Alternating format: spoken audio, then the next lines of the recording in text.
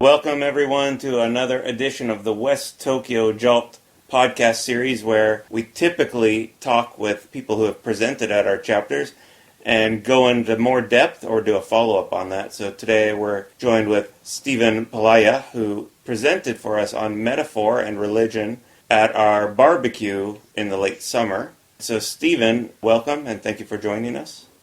Cheers, thank you for having me. Would you mind telling the people who couldn't attend a little about yourself before we get into everything?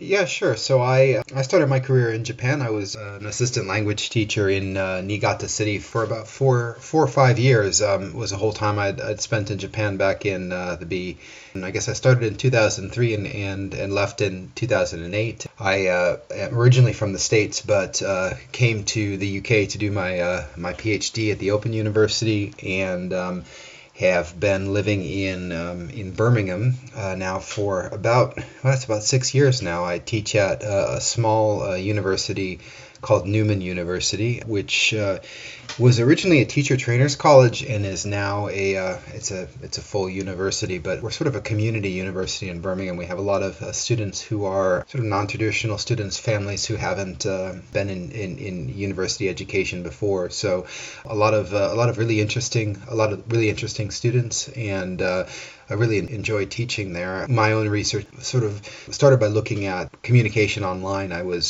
did my PhD right when YouTube was starting, and so I was doing some research on YouTube. I continue to do a lot of work on social media stuff, but I've been recently moving to talk about religion, interreligious dialogue sort of more generally. But I keep getting sucked back into doing internet stuff. It seems to be the thing that people know me for, and I'm happy with that, I guess, as well. I think that's fascinating because in my former career, I dealt with some of the things that you're talking about here, maybe in a different way, but working for an Islamic nation's government doing public relations, part of the work I did here in Japan was to try to use social media as a way to put people's biases and fears about Islam aside and to accept people as people, to embrace the beauty of different thoughts and such. So I'm sure we could have a whole session on those things between the two of us, too. Yeah, indeed. I mean, I think it's funny. The internet is weird in that you have all this great potential to talk to people, who you aren't like at all, and people who bring you new ideas. But we've also sort of seen, particularly recently, the way the internet sort of silos people as well, and you get this kind of, we talk about the filter bubble or echo chamber of just hearing the things that you agree with. So I think it's really interesting how it's developed. I'll be just finishing writing something about kind of how I see things going forward in the next 5 to 10 years, and it's really hard to predict kind of whether or not this kind of echo chamber stuff will get worse, or whether or not the fever will break in some way, and hopefully we'll get back to the good parts of it. I'm looking forward to reading that, but I'd like to segue, and since I don't have a natural segue, I just use the word segue when I want to segue there. That's great. I now have this image of you, actually on like one of those little segways with the helmet on, riding from one space to the other. It's a good metaphor. There we go. There's your segue. It's a metaphor. For those of you who don't have our video streaming service, you can't see me on the segue actually doing that, but that is what's happening. So, could you tell us what you talked about at our event, just in brief?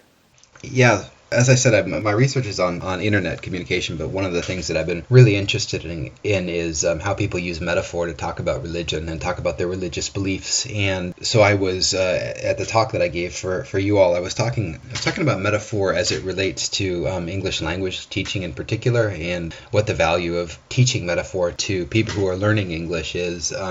We have this idea of metaphor being this kind of rhetorical device or something that, that people use in poetry, or they use when they're trying to be interesting. But actually, the truth is that we use metaphor all the time in all of our communication. We just don't recognize it as such because it's become so ubiquitous. And so I was talking about the benefits of teaching metaphor to English language learners, and kind of the ways in which you can go about doing that. I think that was a very interesting activity where you had us go through a reading passage and select the metaphors out from within there. But if I can get to the basics here, as you say, or as you just said to us a little bit during your explanation of what you did at the barbecue, can we get a kind of a definition of what a metaphor is? Is it simply a comparison between two things, maybe the addition of cultural insights into things to make something more relatable or to add perspective and depth to it? Yeah, I always tell this story where my daughter, who was like 6 or 7 at the time, asked me what I was studying in my PhD, and I said studying metaphor, and she said, "Oh, we learned about that in year 3, like in primary school." And I said, "Oh, well, what did you learn about metaphor?" And she said, "Well, it's just a simile without like." And I thought, yeah, that's how I learned it too. yeah, and I thought that's not a bad way of thinking about it. The definition that I like to use is actually from a while back, from 1949, where Burke talks about metaphor as seeing something in terms of something else, which is, I think, a simple way of thinking about it. It is about comparison and contrast between two different things. But of course, that definition of seeing something in terms of something else is a metaphor in and of itself. And if you look at kind of the way that metaphor research has developed over the last 40 years now, the key text in the study of metaphor has been a book from 1980 by George Lakoff, and I'm blanking on Johnson's first name. It's Lakoff and Johnson. I think Johnson's first name was Michael, but I'm not actually sure about that. Anyway, Lakoff and Johnson's book in 1980 called Metaphors That We Live By. And Metaphors We Live By talked about how metaphor was fundamental, not just to how we talk or to language, but to thought as well. And they sort of developed the idea of a conceptual metaphor, which is that we have experiences of the world, and when we speak in metaphorical terms, that we're actually thinking about things metaphorically. And so the examples that they give are examples like up is good and down is bad, or argument is war, love is a journey. Lots of different things are journeys, and the idea is that we have a lot of things in our lives that we experience that are quite ambiguous or hard to describe. Something like love or a relationship is difficult to describe in concrete terms. So we use metaphor to help us explain our experiences or describe our experiences of things. So if you're talking about love is a journey, you say, my partner and I are having a difficult time, or we're in a rocky part of our journey, a rocky path, things like that. We would talk about relationships as having a difficult time. Actually, our experience of it is quite ephemeral. We can't really describe our emotions in ways that don't appeal to metaphor, don't appeal to some sort of concrete description. So metaphor is really useful for that for us. The interesting thing about that, though, is that if you're comparing things, or you're comparing your internal experiences to other things outside in the world, that quite often you end up exposing is maybe the wrong word, that makes it sound bad. Your ideology, of course, is going to be a part of that. So if you feel a particular way about the world when you talk about it metaphorically, that those ideas will come out as well. So metaphor is not just useful in terms of talking about our experience of the world, but it also sort of reveals the ways in which we actually think about things. Because if we're comparing discussion of the description of argument as war, is really interesting that we choose that, as fighting. Talking about things is fighting, as opposed to, they talk about, why is an argument a dance, or why is an argument, something more positive, a constructive thing. So that's one of the other really useful things about studying metaphor. I think the metaphors we use may be very different or give off a different aura based upon the cultural context that the speaker has. And I'm remembering back to at the barbecue, and you pointed to the sun, and that was something that I think our vision of the sun is very cross-cultural. A lot of cultures have the same view of it, and what you mentioned before, up and down, kind of these sorts of things are across humanity, probably a lot of similarity in many cultures. Whereas if we talk about something that I don't know how often it's used in metaphor, but if we talk about dragons or something, that would be a Sure. beast to slay in the Western Yeah. context, whereas in a Chinese context, it might be something that symbolizes wisdom. So if you were to compare somebody to a dragon, it might have a very different connotation, right? Yeah, that's really interesting. Yeah, I think that the way that metaphor studies has dealt with this is thought about, well, we talked about the sun. I think the sun is a good example that if you kind of turn the clock back and you go back in time, the sun is generally a positive thing for your bodily experience. Of course, it isn't always a positive thing, but the kind of shared experience we have as human beings, those kind of metaphors you see across culture. I think another example, well, we talked about up is good, down is bad, or light is good, dark is bad. Again, if you go back far enough in time, 20,000 years or 30,000 years ago, you think about your experience of the world. Of course, being in the dark would be a dangerous thing, would be something that you would have to be careful about, whereas being in the light would be a more safe place to be or a better place to be. So yeah, but your example of dragon is really interesting, and this is actually one of the things that you can do with students. I think that's really interesting, is talk about how we share metaphors across cultures and then the ones that are different, because it helps students think through the similarities and differences between cultures, but between human beings as well, and to try to get some nuance around those sorts of things. Metaphor is a good way into it. I was thinking, actually, as you're talking about dragons, I was wondering if lions is probably another example of that. Whether or not it's a positive or a negative thing would depend, I imagine, quite a bit on your experience of lions. And so all that to say, it does allow you to talk about quite interesting things, and students are, of course, they're familiar with the metaphors in their culture. Once you start pointing them out, then people see them everywhere. Well, I don't want to keep you too long, as these are designed to be rather short in general, but could you briefly tell me about what the benefit is to teaching students about metaphor and maybe how you do it?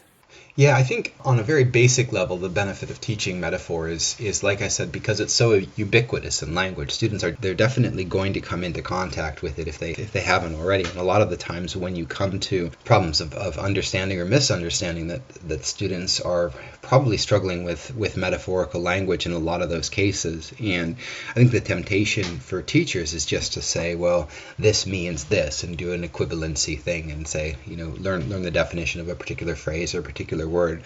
But I think if you can point out to students that metaphors are happening in language all the time, and that might be one of the things that are happening when they're confused about something, it gives them another tool, I think, in their toolkit of learning the language, of thinking about solving problems of meaning. In terms of teaching it to students, I think the best starting point, I think, is to have a kind of an awareness raising activity in the first instance, to point out the fact that metaphor is quite ubiquitous in language. In the talk I gave, I was talking about a paper that was done by some metaphor scholars in 2007 that's been really important. The group of scholars took initials from each one of their names, and they put together kind of an acronym of names that came up with Prageljazz. So it's quite well known within metaphor studies, but the Prageljazz method has a kind of four-step way of looking at individual words within language and deciding whether or not they're metaphorical or not. And there are some problems with the method, and that have been criticized within the literature. But I think for students, it gives them a good starting point for thinking about each individual word within a written text, and thinking about how it's working in terms of, well, if it's a metaphor, what's being compared and contrasted, and what the point of that using that metaphor was. So that, I think, that kind of awareness raising activity, I think, is a good starting point. You have the presentation, and maybe you can add it to the notes of the podcast as well, and so people can see the activity and try it out with their students. I think that's a good starting point. Excellent. So usually we upload these to YouTube, so in the description of the video I'll put that link there that the listeners can click upon. And also on our homepage, the West Tokyo JALT homepage, where we have a description of the podcast, I'll try to link it there as well. In closing, is there anything that you would like to advertise on the podcast about your upcoming publications, events, speaking engagements, or anything like this? Well, right now I'm just finishing a book with a colleague called Helen Ringrow at Portsmouth University here. We're putting a book together called Contemporary Media Stylistics, which is about looking at style within media texts in a bunch of different genres. That book is coming out in Bloomsbury early next year, so you can have a look out for that. I'm always writing about language and religion, so if you're interested in following the kinds of things that I'm writing about, my website's probably the best place to see that. If you can put that in the call notes as well, or the podcast notes as well. My surname is sort of notoriously difficult to spell, so probably best to just look at the link and go there. I'm hoping to get back to Japan. Well, I've been back the last 3 years. I've been really lucky for different projects, but I'm always looking for people to collaborate with or to be involved with work in Japan. So I would certainly encourage anyone who's interested in coming to the UK or having me come back to Japan for any sort of thing. I would be interested in networking with people as well. Awesome. So our listeners get the first dibs at a collaboration project with you. Very exclusive benefit to listening. Well, I don't know if it's a benefit or not. I don't know if people. You have to ask my former collaborators whether or not it's a good thing to work with me or not. Okay, I'll put their emails in the description as well, or maybe not. Oh, my former collaborators. No, please don't. That get the dirt on me. The other one is I tweet quite a bit and often about linguistic stuff, although not all the time. So that's probably the other best place if you want to get a hold of me. It's just my name is my Twitter handle.